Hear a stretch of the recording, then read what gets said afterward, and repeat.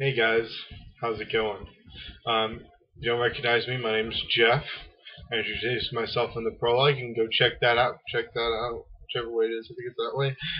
Anyways, you can go check that out. Um, so basically, I'm going to be telling you about my tabletop RP that I put together for Star Wars: The Saga Edition, which is basically the Star Wars version of Dungeons and Dragons for the people who don't know anything about it. For the people who do know about tabletops, it's like Dungeons and Dragons, but Star Wars with a different system altogether. It's D20. So basically, the story is it's two Jedi and a smuggler. Or right now, two Jedi and a scoundrel. Um, they're on Taris at the time. The two Jedi are on their last mission to becoming a Jedi Knight, and the scoundrel is on there making some kind of deal. We don't find out for right now. Um, but they get together. They somehow run into each other, and they find out that the planet is about to be bombarded. So they get onto a ship, which is actually a very, very fast ship. I know, right? Like, oh my gosh, there's faster ships in the Ebon Hawk. There is. They're able to make it through the barrage, but they actually do get shot up like cheese style, like pulls into it. They jump into hyperspace, barely make it out, and then crash land onto Coruscant, where they're able to escape in time before the ship lands, and they land. They have their credits. They get themselves out.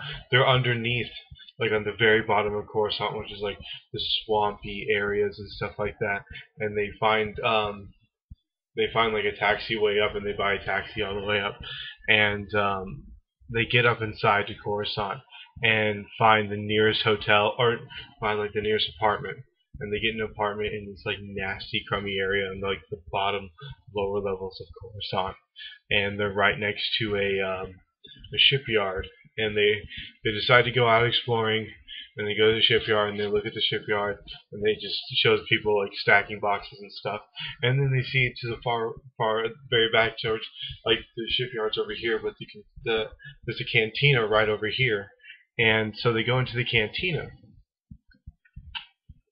and there's a bartender there. There's a roadie, of course, and there's people dancing. There's girls everywhere, and then there's some shady looking burly men in the back corner, and of course three of them kind of like discussing things and being very, very serious. So the Jedi's decide they want to approach the men and ask them if they have any work, because they need to get credits in order to get off this planet.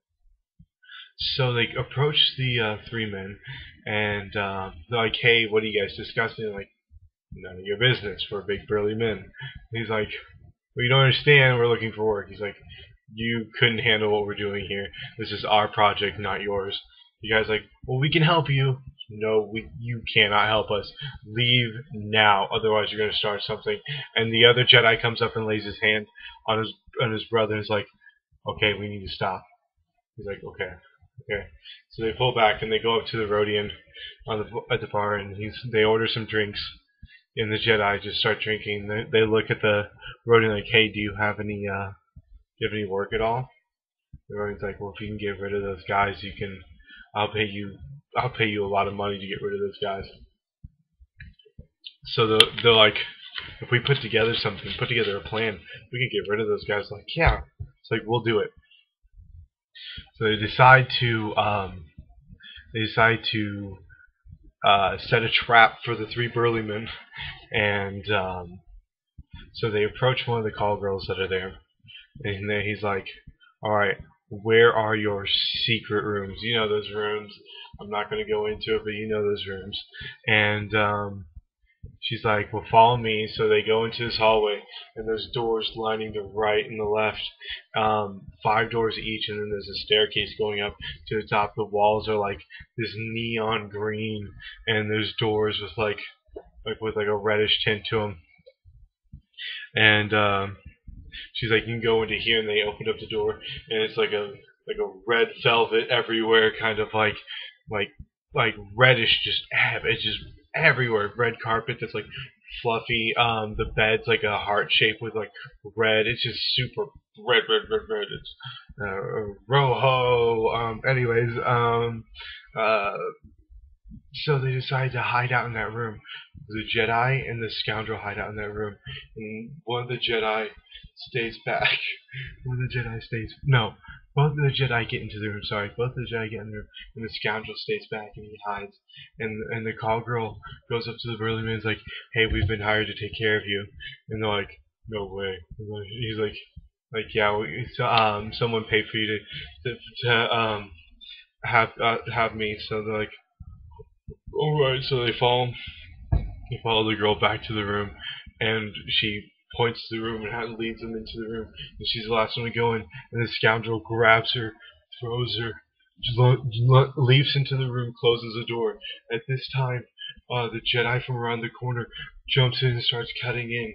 And one guy begins to step back, and all of a sudden a lightsaber appears from underneath the bed and cuts the guy's ankles, and the guy rolls out from underneath the Jedi rolls out from underneath the bed and stabs him in the chest, and then they kill the other two, and it's like a bloody, like not really a bloody mess because the lightsabers burn right through it. The whole entire time the scoundrel couldn't do anything, he just missed every single time. No one knew why.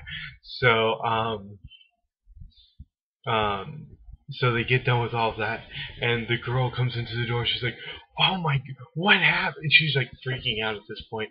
And then the Rodian appears as like, "All right, thank you for taking care of us. I'll clean up this mess. Here's 500 credits," and like sweet 500 credits. And he's like, "All right, I'll take care of all this if you want to leave out the back door." So they leave out the back door. But what they don't realize is that they left all the loot. If they had spent the time right beforehand to loot, they could have gotten a bunch of stuff, but they didn't. But they leave the cantina. And that's where I'm going to stop at this point. We're at 7 minutes right now, so I think I'm just going to call it there because I'm not used to this whole making vlogs and YouTube thing. Let me get used to it, so I'm just going to stop it right there. If you're liking what you're hearing so far, just like my video. Leave a comment and leave a good comment. I love to hear some great critiques. I love to hear your opinions and thoughts, and I love to hear your compliments and your discompliments. I know discompliments is not a word, but oh well. Have a good day.